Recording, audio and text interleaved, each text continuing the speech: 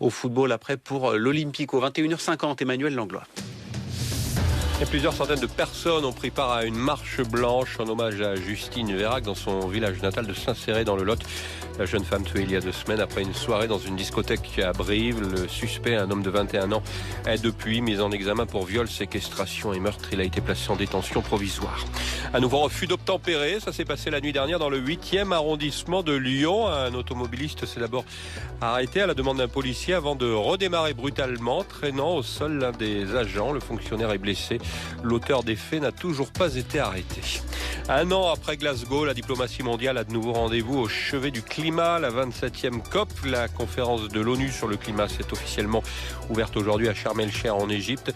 Près de 200 pays s'y retrouvent pour tenter d'accélérer la lutte contre les émissions de gaz à effet de serre. Et puis dans ce contexte, une dizaine de membres de Greenpeace ont procédé à l'extinction de plusieurs panneaux publicitaires lumineux et de façades de magasins à Lyon, mais aussi à Bordeaux, à Montpellier ou encore à Rouen. En pleine crise énergétique et climatique, continuer ce gaspillage d'énergie est absurde, réagit l'ONG.